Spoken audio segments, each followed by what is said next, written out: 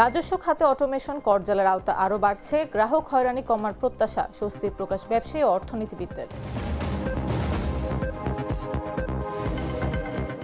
বিদেশে শ্রমশক্তি রফতানিতে বড় বাধা দালাল চক্র, মন্তব্য প্রধান উপদেষ্টার। তারুণ্যের শক্তিকে কাজে লাগানোর আহ্বান। নিরাপত্তা নিয়ে শঙ্কা প্রকাশ, ঢাকায় আজ দুপুর থেকে বন্ধ ভারতীয় ভিসা সেন্টার। বাংলাদেশের হাই কমিশনারকে ভারতের পররাষ্ট্র মন্ত্রণালয় পাল্টা তলব। কম্বোডিয়ার কাছ থেকে যুদ্ধবিরতির ঘোষণা চায় থাইল্যান্ড। সংঘাত অব্যাহত, আরও 5 দেশের ওপর ট্রাম্পের ভ্রমণ নিষেধাজ্ঞা। এবং মেসির অনুষ্ঠানে বিশৃঙ্খলা, পশ্চিমবঙ্গে ক্রীড়া মন্ত্রীর পদত্যাগ, পুলিশের ডিজি কমিশনারকে শোকজ।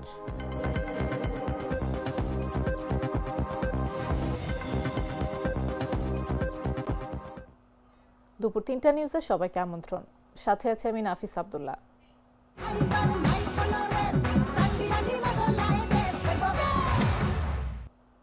জাতীয় রাজস্ব বোর্ড অনলাইনে রিটার্ন বাধ্যতামূলক করা ও ভ্যাট রিফান্ড মডিউল চালু সহ একাধিক ডিজিটাল উদ্যোগ গ্রহণের মাধ্যমে রাজস্ব ব্যবস্থায় বহুল প্রতীক্ষিত অটোমেশন শুরু করেছে। নতুন ব্যবস্থার ফলে কর ফাঁকি রোধ ও গ্রাহক হয়রানি কমার আশা প্রকাশ করেছেন ব্যবসায়ী ও অর্থনীতিবিদরা।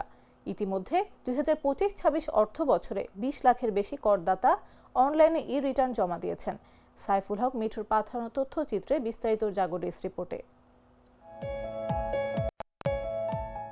অনলাইনে রিটার্ন প্রদান বাধ্যতামূলক করা, অনলাইন ভ্যাট রিফান্ড মডিউল চালু সহ বিভিন্ন উদ্যোগ নেওয়ার রাজস্ব ব্যবস্থাপনায় বহুল প্রতীক্ষিত অটোমেশন শুরু হয়েছে। এতে স্বস্তির কথা জানিয়েছেন ব্যবসায়ী ও অর্থনীতিবিদরা। জাতীয় রাজস্ব বোর্ড জানিয়েছে, ভ্যাট ও শুল্ক খাতে আরও বেশি ডিজিটাল করার উদ্যোগ নেওয়া হয়েছে। তা সম্ভব হলে কর ফাঁকি রোধ করা সম্ভব হবে, কমবে গ্রাহক হয়রানি। সংশ্লিষ্টদের দাবি, অনলাইনে রিটার্ন বাধ্যতামূলক করার ফলে এবছর রিটার্নধারীর সংখ্যা বাড়বে। 2025-26 অর্থ বছরে এখন পর্যন্ত 20 লাখের বেশি করদাতা অনলাইনে তাদের রিটার্ন জমা দিয়েছেন।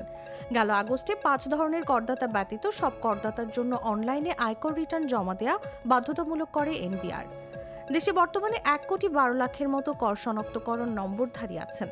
তাদের মধ্যে প্রতি বছর মাত্র 40 লাখ টিআইএনধারী রিটার্ন দাখিল করেন। গত বছর নির্দিষ্ট এলাকার অধিক ক্ষেত্রের ব্যক্তি করদাতা, সারা দেশে ব্যাংকে কর্মরত কর্মকর্তা কর্মচারী এবং কয়েকটি বহুজাতিক কোম্পানির কর্মকর্তা কর্মচারীর জন্য অনলাইনে রিটার্ন দাখিল বাধ্যতামূলক করা হয়। সেই সময় 17 লাখের বেশি করদাতা অনলাইনে রিটার্ন দাখিল করেছিলেন।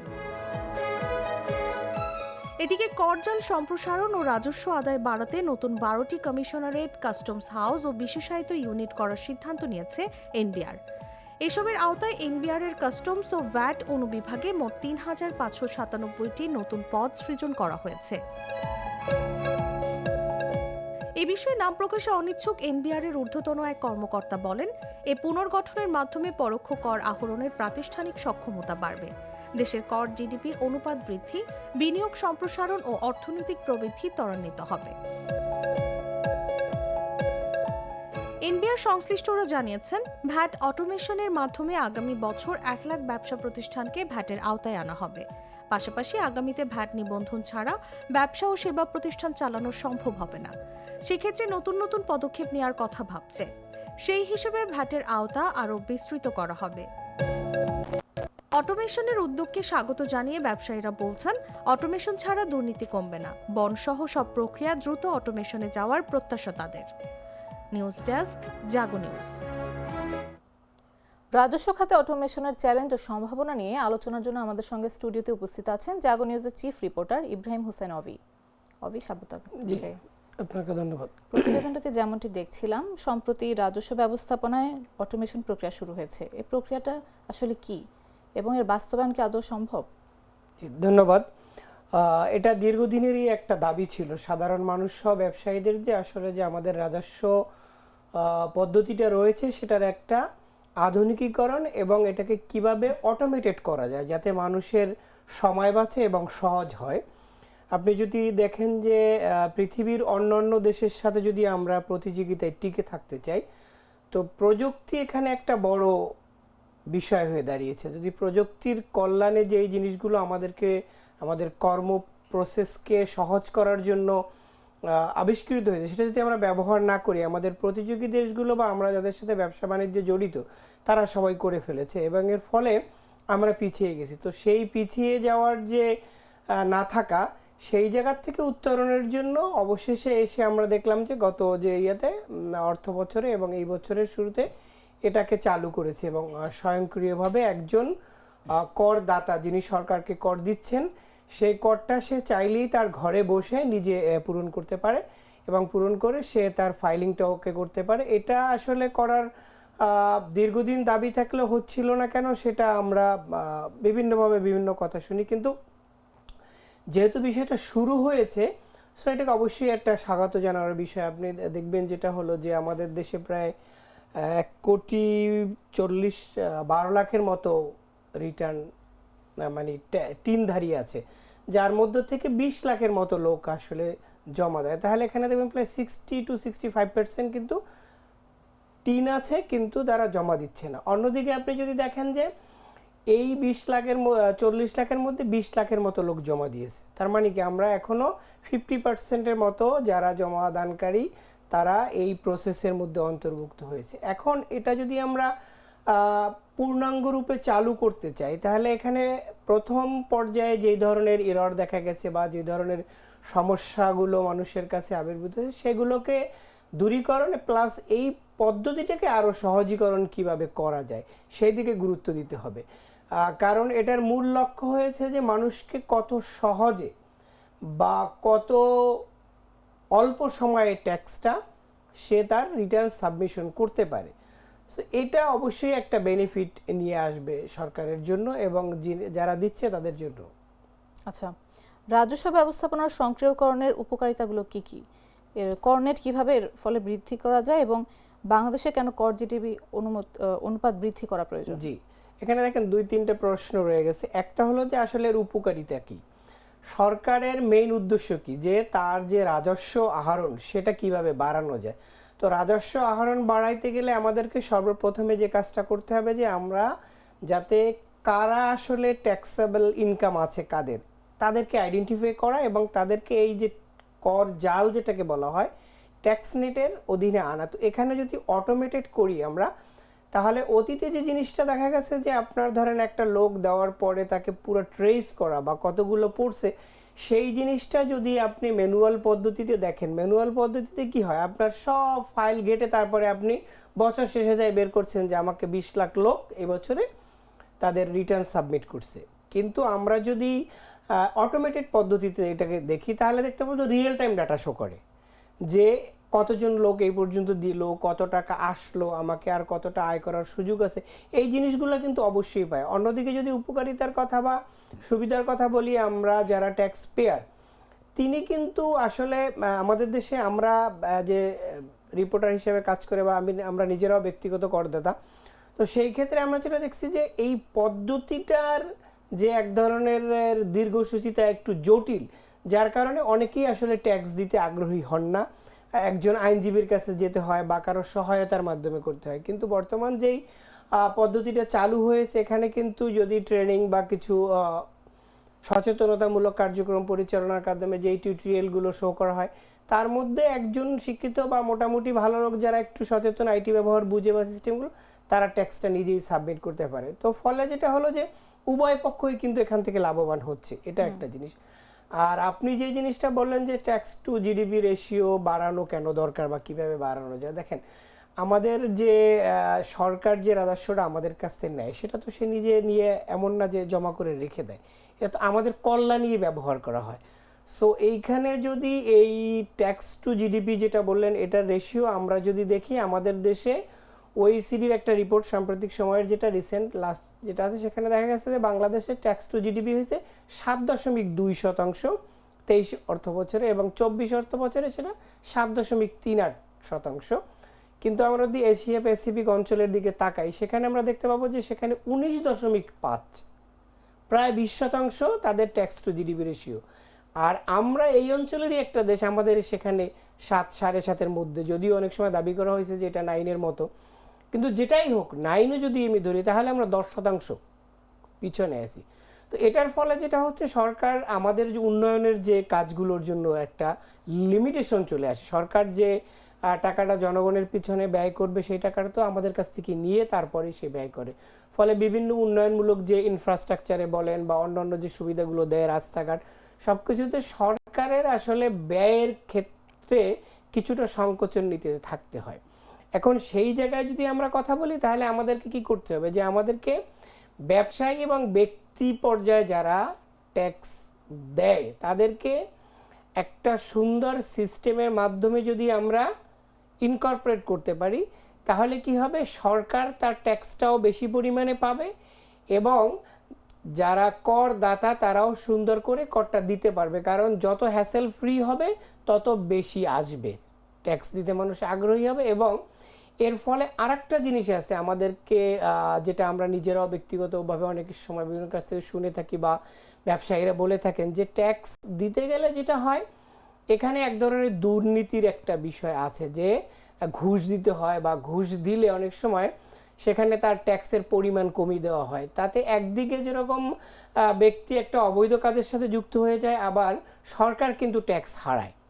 সো এই যে একটা নেক্সাস, ডেভিল নেক্সাস যদি আমরা বলি, সেই নেক্সাসটা যদি ভেঙে দিতে হয়, তাহলে আমরা কিন্তু খুব সহজেই ট্রান্সপারেন্সি অ্যান্ড অ্যাকুরেসির ক্ষেত্রে যদি অটোমেটেড হয়, আপনার সাথে আমার সাথে তো কোনো কথাই হচ্ছে না, মানে দাতা এবং গ্রহীতা, সো ওই জায়গাটাতে যে দুর্নীতি বা হ্যাসেল যেটা বলা হয় সেটা কমে আসবে। ফলে ট্যাক্সের পরিমাণটাও বাড়বে, আর বাড়ার ফলাফলটা কিন্তু ট্যাক্স টু জিডিপি যেটা বলা হয় সেটাতে অবশ্যই আসবে। এই জায়গাগুলো যদি আমরা দেখি, তাহলে আমি বলবো যে এখানে অবশ্যই এই পদ্ধতিটাকে আরও ওয়াইডার স্পেসে কিভাবে ব্যবহার করা যায়।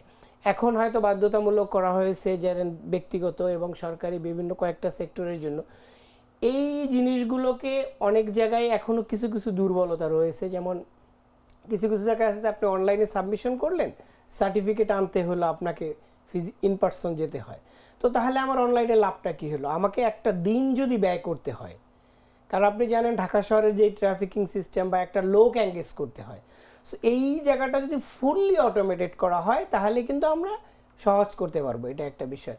তারপরে আপনার যে জিনিসটা দেখা যাচ্ছে, যে আমরা কোন না কোনো পদ্ধতিতেই যদি আমরা দুর্নীতিমুক্ত এবং রিয়েল টাইম ডাটা পেতে চাই, এর কোনো আসলে বিকল্প নাই।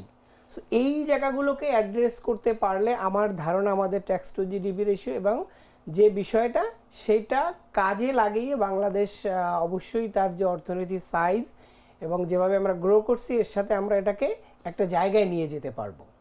আচ্ছা, অটোমেশনের মাধ্যমে কর জিডিপি অনুপাত উন্নত করতে কি প্রযুক্তিকরণ সংস্করণই যথেষ্ট, নাকি নীতিগত পরিবর্তনও জরুরি? না, প্রযুক্তি তো আপনাকে কাজটা সহজ করে দিচ্ছে, কিন্তু একটা নীতি তো থাকতে হবে, যে আপনি এক ব্যক্তি যিনি ট্যাক্স দিচ্ছে তার কাছ থেকে বেশি পরিমাণে নেবেন, বারবার নেবেন, নাকি একাধিক মানুষের কাছ থেকে সেম পরিমাণ বা যতটুকু প্রাপ্য ততটুকু নেবেন। তো এই নীতির ক্ষেত্রে তো একটা বড় ধরনের প্রশ্ন থেকে যায়। এটা তো একটা প্রযুক্তি আমাকে একটা ইনপুট ডিভাইস বলা যায়, এটাকে একটা আমি ইনপুট দেবো, সেই অনুযায়ী সে আমাকে আউটপুট দিয়ে দেবে। কিন্তু নীতিগতভাবে আমি কতটা হার নির্ধারণ করব, কার জন্য কিভাবে ট্যাক্স নির্ধারণ করব এবং কোন পদ্ধতি অবলম্বন করলে আমার ট্যাক্স হার বাড়ানো যাবে, সেটা নীতির মাধ্যমে করতে হবে। ধরেন আমরা বিভিন্ন সময় যখন আমরা বিভিন্ন ইস্যুতে কথা বলি, তখন এনবিআর বা সরকারের পক্ষ থেকে জানানো হয় তাদের একটা লিমিটেশনস রয়ে গেছে, সেটা কি, যে তাদের লোকবল কম। সো তারা লোকবল কম হওয়ার ফলে তারা যেটা করে, যে তারা যতগুলো লোক দরকার না থাকার পরে তাদের এই নেটটা বাড়াতে পারতেছে না। কিন্তু আমার প্রশ্নটা হলো, যে আপনি সারা দেশে ছড়িয়ে ছিটিয়ে থাকা ব্যক্তিদের করের অধীনে আনতে চান, তো সেখানে আপনার লোকবল কম আছে, ওকে, আপনি একটা টার্গেট সেট করেন যে 2025-26 অর্থ বছরে আমরা শুধুমাত্র ঢাকা শহরকে করব। আপনার ম্যান পাওয়ারের একটা বড় অংশ ঢাকা শহরের জন্য আপনি এঙ্গেজ করেন।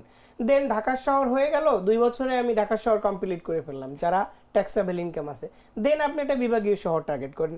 তারপরে আপনি জেলা সদর টার্গেট করেন, তারপরে থানা সদর টার্গেট করেন। সেটা না করে আমরা কি করতেছি, প্রতি বছরই একই ধরনের লেম এক্সকিউজ দিয়ে যাচ্ছি যে আমাদের জনবল কম তো এইটা আপনারা টার্গেট সেট করতে হবে। এই যে নীতিগত যে বিষয়গুলো, এইটা আমি বলবো যে আমাদের শুধু অটোমেশন দিয়ে কিন্তু কখনোই সম্ভব হবে না। কারণ আপনার নীতি থাকতে হবে যে আমি ট্যাক্স এক্সেমশন কাকে দিব, কতটুকু পরিমাণে দিব, কত বছরের জন্য দিব। আমি যাকে ট্যাক্স এক্সেমশন দিচ্ছি, অব্যাহতি দিচ্ছি, সেইটা আমার অর্থনীতিতে কি কন্ট্রিবিউট করছে, সে কি আমাকে এমপ্লয়মেন্ট জেনারেশন সুযোগ তৈরি করার ক্ষেত্রে কাজে লাগাতে পারছে নাকি পারছে না, আমি কাকে দিব, সেটা তো আপনাকে নীতি দিয়ে ঠিক করতে হবে। এখন সেই নীতিটা যদি ঠিক না হয় সেটা হবে না। যেমন মাঝখানে যেটা হলো আমাদের যে বড় একটা সংস্কারের মধ্য দিয়ে রাজস্ব বোর্ডকে দুটো ভাগে আলাদা করা হলো এবং এদের এক্সিকিউশন কালেকশন সব কিছু আলাদা আলাদা। এর ফলে বলা হচ্ছে যে এখন আসলে হ্যাসেল ফ্রি হবে কিছুটা, এবং কিছুটা যে একটা আমাদের ব্যুরোক্রেটিক যে একটা রেড টেপ বলা হয় সেটাও হয়তো কিছুটা সহজ হবে। তো আমি দিন শেষে বলবো যেটা সরকারের উচিত হবে যে আপনার প্রযুক্তিকে সহজীকরণের ক্ষেত্রে ব্যবহার করা, এবং হিউম্যান টাচ যত কম থাকবে দুর্নীতি তত কম হওয়ার সুযোগ থাকবে এটা। আর নীতিগুলো নেওয়ার ক্ষেত্রে আমি মনে করি যে প্রত্যেকটা উইং যারা কাজ করে তাদেরকে একটা অ্যাসেস করতে হবে যে আমি যদি এই বছরে এই ইন্ডাস্ট্রিকে 10% ট্যাক্স বাড়িয়ে দেয় তাহলে এর ইম্প্যাক্টটা কী হবে ইন্ডাস্ট্রির প্রতি, আবার অন্যদিকে আমার ট্যাক্স আহরণের ক্ষেত্রে কতটা বাড়তে পারে। সো সেইগুলা পর্যায়ক্রমে অ্যাসেস করে এবং একটা যুগোপযোগী অন্যান্য দেশের সাথে আমাদেরকে কম্পিট করতে হয়। ধরেন আমাদের এক্সপোর্ট ওরিয়েন্টেড ইন্ডাস্ট্রি আছে, ইম্পোর্ট নির্ভরতা আছে। তো আপনি যদি আমি আমার পার্শ্ববর্তী দেশ বা আমার যারা বিভিন্ন সেক্টরে আমার সাথে জড়িত আছে অন্যান্য দেশ, তাদের তুলনামূলক হারের চেয়ে যদি আমার হার বেশি হয়ে যায় তাহলে কিন্তু আমি প্রতিযোগিতায় টিকে থাকতে পারবো না। তো সেই ক্ষেত্রে আমাকে অবশ্যই একটা কম্পারেটিভ অ্যানালিসিস করতে হবে, এবং ট্যাক্স বাড়ানো অথবা কমানো কিংবা এক্সেম্ট করার ক্ষেত্রে এর ইম্প্যাক্টটা কি হয় সেটাকে ধরে পলিসি সেট করতে হবে, এবং এই পলিসি বাস্তবায়নে আমাদেরকে প্রযুক্তির সহায়তা নিতে হবে যাতে করে আমরা রিয়েল টাইম ডাটা পাই, সিদ্ধান্ত নিতে পারে, আমাদের অ্যাকুরেসি বাড়ে, এবং যাতে আমাদের ট্রান্সপারেন্সি বাড়ে, অ্যাকাউন্টেবিলিটি বাড়ে সেইটা। এবং এর পাশে আমি আর একটা কথা বলবো, শুধুমাত্র যদি আমরা ট্যাক্স নেট বাড়াতে চাই, শুধু এনবিআর এর কার্যক্রমকে যদি আমরা অটোমেটেড করি তাতে হবে না।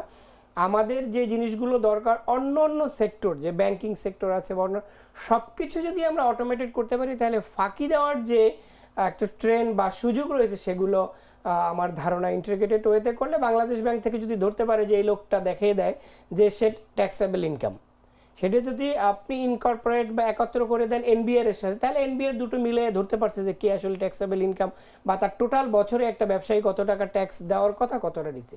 সো এটা একটা সামগ্রিকভাবে করতে হবে, এবং কম্প্রিহেন্সিভ ওয়ে যদি করা হয় আমি মনে করি ট্যাক্স টু জিডিপি যা আছে এটা খুব শীঘ্রই আমাদের আরও উন্নত হবে। ধন্যবাদ অভি আমাদের সঙ্গে আলোচনায় উপস্থিত থাকার জন্য। ধন্যবাদ। দর্শক, কথা বলছিলাম জাগো নিউজের চিফ রিপোর্টার ইব্রাহিম হোসেন অভির সঙ্গে। এবারে চলে যাচ্ছি অন্যান্য সংবাদে। বিদেশে শ্রমশক্তি রফতানির ক্ষেত্রে বড় বাধা দালাল চক্র বলে মন্তব্য করেছেন প্রধান উপদেষ্টা ডক্টর মোহাম্মদ ইউনূস। বলেন, শ্রমশক্তি রফতানির পুরোটাই দালাল বেষ্টিত। পদে পদে দালালদের প্রতারণার জন্য মানুষ ক্ষতিগ্রস্ত হচ্ছে। বুধবার সকালে রাজধানীর ওসমানী স্মৃতি মিলনায়তনে আন্তর্জাতিক অভিবাসী ও প্রবাসী দিবস উপলক্ষে আয়োজিত অনুষ্ঠানে প্রধান অতিথির বক্তব্যে এ মন্তব্য করেন তিনি। শ্রমশক্তি রফতানি খাতকে দালাল মুক্ত করতে না পারলে উন্নতি সম্ভব না বলেও মন্তব্য করেন প্রধান উপদেষ্টা। এ সময় তারুণ্যকে সোনার চেয়েও দামি উল্লেখ করে তারুণের শক্তিকে কাজে লাগানোর আহ্বান জানান তিনি। পুরা মালয়েশিয়ান সরকার আমাদের পেছনে চেষ্টা করলো যে ওদেরকে পাঠানো হোক। সংখ্যা ঠিক হলো, এটা 17,000 হবে না, আরো কম হবে, 12,000 বা এরকম কিছু হবে। কেউ পরিষ্কার সংখ্যাটাও বলতে পারছিল না। তো সেটা উদ্যাপন, সেটা হলো বহু লম্বা চড়া ইতিহাসটা, কিন্তু শেষ পর্যন্ত হলো। এটা করতে গিয়ে দেখা গেল এর দালালি, সিন্ডিকেট, কে কার টাকা মেরেছে, আসলে ঘটনা অত পরিষ্কার না। পুরো জগৎটাই হলো দালাল বেষ্টিত জগৎ। আসল খবর কার কাছে বোঝা মুশকিল, কে কার থেকে কি কারণে টাকা নিচ্ছে বোঝা মুশকিল। সরকার অনেক দূরে এটার থেকে, ভেতরে ঢোকার ক্ষমতা সরকারের নাই, এখনো হয়নি, আশা করি একদিন হবে। এই হলো মানুষ যারা বিদেশ যেতে চাচ্ছে তাদের কপাল। চলমান নিরাপত্তা পরিস্থিতির প্রেক্ষিতে ঢাকার যমুনা ফিউচার পার্কে ইন্ডিয়ান ভিসা অ্যাপ্লিকেশন সেন্টার আজ দুপুর 2টা থেকে বন্ধ থাকবে। বুধবার আইভেক বাংলাদেশের ওয়েবসাইটে এই সংক্রান্ত একটি বিজ্ঞপ্তি প্রকাশ করা হয়েছে। বিজ্ঞপ্তিতে বলা হয়, আজ যেসব আবেদনকারীর জমা দেওয়ার জন্য নির্ধারিত অ্যাপয়েন্টমেন্ট ছিল তাদেরকে পরবর্তীতে নতুন একটি তারিখে অ্যাপয়েন্টমেন্ট দেওয়া হবে। এর আগে বাংলাদেশে অবস্থানরত যুক্তরাষ্ট্রের নাগরিকদের চলাফেরায় গেল সোমবার নিরাপত্তা সতর্কতা জারি করে ঢাকায় মার্কিন দূতাবাস। আগামী দিনগুলোতে রাজনৈতিক সমাবেশ ও বিক্ষোভ বাড়তে পারে উল্লেখ করে বাংলাদেশে অবস্থানরত দেশটির নাগরিকদের জনসমাগম ও বিক্ষোভ এড়িয়ে চলার পরামর্শ দেওয়া হয়। এর 2 দিনের মাথায় নিরাপত্তার শঙ্কার কথা প্রকাশ করে আইভেক বন্ধের ঘোষণা এলো।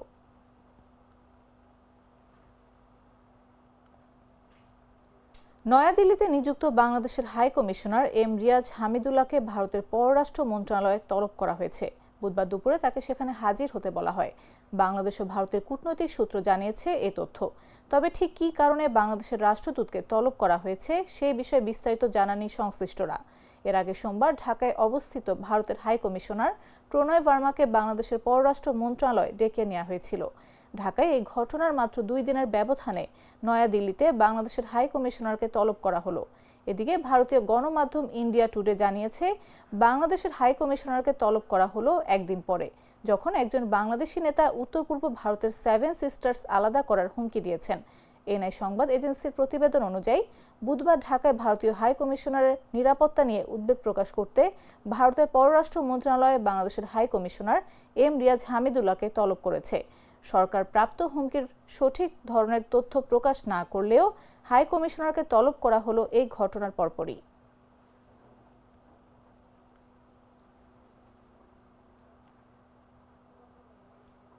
ত্রয়োদশ জাতীয় সংসদ নির্বাচনে বিভিন্ন দেশ থেকে ভোট দেওয়ার জন্য পোস্টাল ভোট বিডি অ্যাপে নিবন্ধন করেছেন 4,59,197 জন প্রবাসী।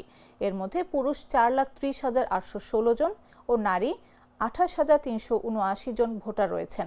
বুধবার বেলা 12:30 পর্যন্ত ইসির পোস্টাল ব্যালটের ওয়েবসাইট থেকে বিষয়টি জানা গেছে। এছাড়া পোস্টাল ভোট বিডি অ্যাপে দেশের মধ্য থেকে নিবন্ধন করেছেন 44,034 জন। এর মধ্যে সরকারি চাকরিজীবী 44,369 জন এবং নির্বাচনী দায়িত্বপ্রাপ্ত 59 জন। এবারই প্রথমবারের মতো আইটি সাপোর্টেড পোস্টাল ব্যালটে ভোট নেবে নির্বাচন কমিশন। এক্ষেত্রে প্রবাসী আইনি হেফাজতে থাকা ব্যক্তি, ভোটের দায়িত্বে নিয়োজিতরা এ ব্যবস্থায় ভোট দিতে পারবেন।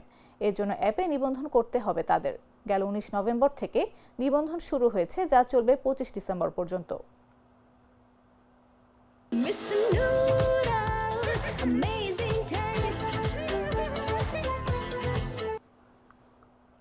পাবনার ঈশ্বরদীতে লক্ষ্মীকুণ্ডা ইউনিয়ন বিএনপির আহ্বায়ক বীরু মোল্লাকে গুলি করে হত্যা করেছেন তার আপন চাচাতো ভাই জহুরুল ইসলাম মোল্লা। বুধবার সকাল 9:30টার দিকে উপজেলার লক্ষ্মীকুণ্ডা ইউনিয়নের কামালপুর গ্রামে এ ঘটনা ঘটে। স্থানীয় বাসিন্দারা জানান, পদ্মার চরের জমিতে মাটি কাটাকে কেন্দ্র করে লক্ষ্মীকুণ্ডা বিএনপির আহ্বায়ক বীরু মোল্লা ও তার আপন চাচাতো ভাই জহুরুল ইসলাম মোল্লার বিরোধ চলে আসছিল। বুধবার সকাল 9:30টার দিকে বীরু মোল্লা জহুরুল ইসলাম মোল্লার বাড়িতে গিয়ে এই বিষয়ে কথা বলার সময় দুজনের মধ্যে হাতাহাতি হয়। এক পর্যায়ে জহুরুল ইসলাম মোল্লা বীরু মোল্লাকে গুলি করেন। গুলিবিদ্ধ বীরু মোল্লাকে ঈশ্বরদী উপজেলা স্বাস্থ্য কমপ্লেক্সে নিয়ে গেলে কর্তব্যরত চিকিৎসক তাকে মৃত ঘোষণা করেন।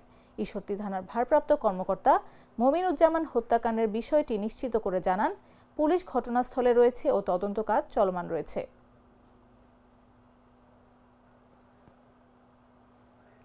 পঞ্চগড়ে দিন ও রাতের তাপমাত্রা কিছুটা বেড়েছে, তবে টানা 7 দিন ধরেই বয়ে চলেছে মৃদু শৈত্যপ্রবাহ। বুধবার সকাল 9টায় সর্বনিম্ন তাপমাত্রা 9.7 ডিগ্রি সেলসিয়াস রেকর্ড করেছে তেঁতুলিয়া আবহাওয়া অফিস। মঙ্গলবার সর্বনিম্ন তাপমাত্রা ছিল 9.5 ডিগ্রি সেলসিয়াস। দিনের তাপমাত্রা বেড়ে রেকর্ড করা হয় 27.4 ডিগ্রি। তেঁতুলিয়া উপজেলা সহ জেলার আশেপাশের এলাকায় টানা 7 দিন জুড়ে বয়ে চলেছে মৃদু শৈত্যপ্রবাহ। এর আগে বৃহস্পতিবার চলতি শীত মৌসুমের সর্বনিম্ন 8.9 ডিগ্রি সেলসিয়াস তাপমাত্রা রেকর্ড করা হয় তেঁতুলিয়ায়।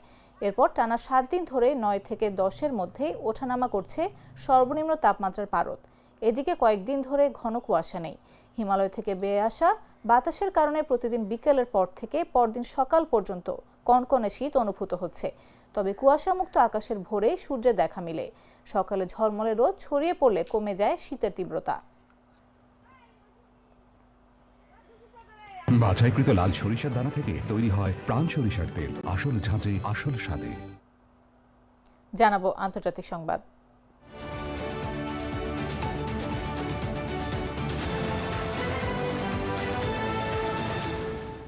চলমান সীমান্ত সংঘাত থামাতে কম্বোডিয়ার কাছ থেকে একতরফা যুদ্ধবিরতি ঘোষণার দাবি জানিয়েছে থাইল্যান্ড। থাই পররাষ্ট্র মন্ত্রণালয়ের মুখপাত্র মারাতি নালিতা আন্দামো মঙ্গলবার ব্যাংককে এক ব্রিফিংয়ে বলেন, থাই ভূখণ্ডে আগ্রাসন চালানো পক্ষ হিসেবে কম্বোডিয়াকে প্রথমে যুদ্ধবিরতির ঘোষণা দিতে হবে। ব্রিফিংয়ে মারাতি নালিতা আন্দামো আরও বলেন, সীমান্তবর্তী এলাকায় স্থল মাইন পরিষ্কারের উদ্যোগে কম্বোডিয়াকে আন্তরিকভাবে সহযোগিতা করতে হবে। তবে এ বিষয়ে কম্বোডিয়ার পক্ষ থেকে তাৎক্ষণিক কোনো প্রতিক্রিয়া পাওয়া যায়নি। দুই দেশই পরস্পরের বিরুদ্ধে সংঘাত শুরুর অভিযোগ তুলে নিজেদের আত্মরক্ষার কথা বলছে এবং বেসামরিক নাগরিকদের উপর হামলার দায় অন্য পক্ষের উপর চাপাচ্ছে। থাইল্যান্ডের প্রধানমন্ত্রী আনুতিন চার্নভিরাকুল মঙ্গলবার সাংবাদিকদের বলেছেন, যুদ্ধবিরতির জন্য কোনো আন্তর্জাতিক চাপ নেই। তবে ডোনাল্ড ট্রাম্প বাণিজ্য শুল্কের হুমকি দিয়ে থাইল্যান্ডকে সংঘাত বন্ধে চাপ দিচ্ছেন কিনা এ প্রশ্নের জবাব দিতে অস্বীকৃতি জানান তিনি।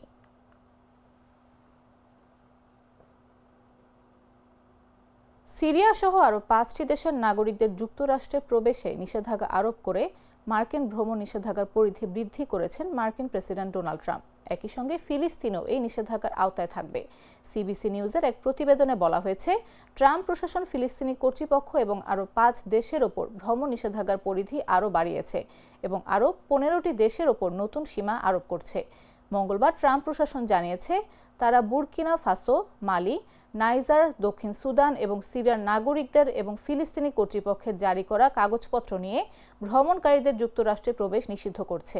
এছাড়া অ্যাঙ্গোলা, অ্যান্টিগুয়া এবং Barbuda, Benin, Dominica, Gabon, Gambia, Ivory Coast, Malawi, Mauritania, Nigeria, Senegal, Tanzania, Tonga, Zambia এবং জিম্বাবুয়ের নাগরিকদের আংশিক নিষেধাজ্ঞার সম্মুখীন হতে হবে। সম্প্রতি ওয়াশিংটন ডিসিতে 2 ন্যাশনাল গার্ড সৈন্যকে গুলি করার ঘটনায় এক আফগান নাগরিককে গ্রেফতারের পর অভিবাসন ইস্যুতে আরও কঠোর অবস্থান নিচ্ছে যুক্তরাষ্ট্র। নতুন এই পদক্ষেপ ভ্রমণ এবং অভিবাসনের জন্য যুক্তরাষ্ট্রে প্রবেশের মান কঠোর করার চলমান প্রচেষ্টার অংশ হিসেবে উল্লেখ করা হয়েছে।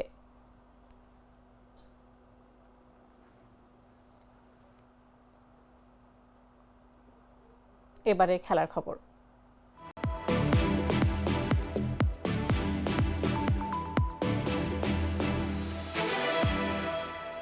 পশ্চিমবঙ্গের সল্টলেক স্টেডিয়ামে লিওনেল মেসির অনুষ্ঠানে বিশৃঙ্খলার ঘটনায় পদত্যাগ করেছেন রাজ্যের ক্রীড়ামন্ত্রী অরূপ বিশ্বাস। এছাড়া রাজ্যের পুলিশ প্রধান রাজীব কুমার এবং বিধাননগর পুলিশ কমিশনার মুকেশ কুমারকে শোকজ করা হয়েছে।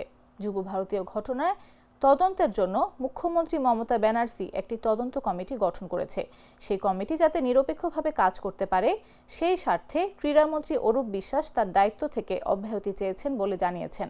সূত্র জানিয়েছে, অরূপ বিশ্বাসের পদত্যাগপত্র গ্রহণ করেছেন মুখ্যমন্ত্রী। এই ঘটনার পর তৃণমূল কংগ্রেসের মুখপাত্র কুণাল ঘোষ জানিয়েছেন, এটি একটি দুর্ভাগ্যজনক ও লজ্জাজনক ঘটনা। মুখ্যমন্ত্রী আগেই দুঃখ প্রকাশ করেছিলেন।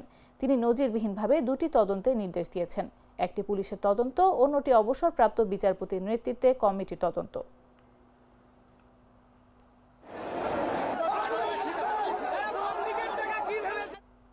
সংবাদ শেষ করার আগে শিরোনামগুলো জানিয়ে দিচ্ছি আরও একবার।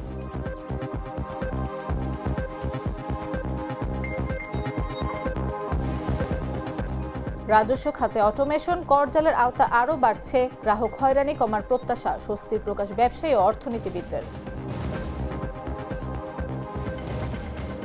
বিদেশে শ্রমশক্তি রফতানিতে বড় বাধা, দালাল চক্র, মন্তব্য প্রধান উপদেষ্টার। তারুণের শক্তিকে কাজে লাগানোর আহ্বান। নিরাপত্তা নিয়ে শঙ্কা প্রকাশ, ঢাকায় আজ দুপুর থেকে বন্ধ ভারতীয় ভিসা সেন্টার। বাংলাদেশের হাই কমিশনারকে ভারতের পররাষ্ট্র মন্ত্রণালয়ে পাল্টা তলব। কম্বোডিয়ার কাছ থেকে যুদ্ধবিরতির ঘোষণা চায় থাইল্যান্ড, সংঘাত অব্যাহত, আরও 5 দেশের ওপর ট্রাম্পের ভ্রমণ নিষেধাজ্ঞা। এবং মেসির অনুষ্ঠানে বিশৃঙ্খলা, পশ্চিমবঙ্গের ক্রীড়ামন্ত্রী পদত্যাগ, পুলিশের ডিজি কমিশনারকে শোকজ।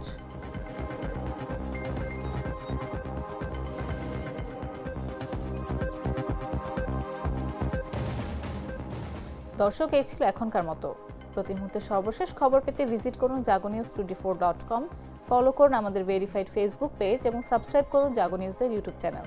এতক্ষণ সাথে থাকার জন্য ধন্যবাদ সবাইকে।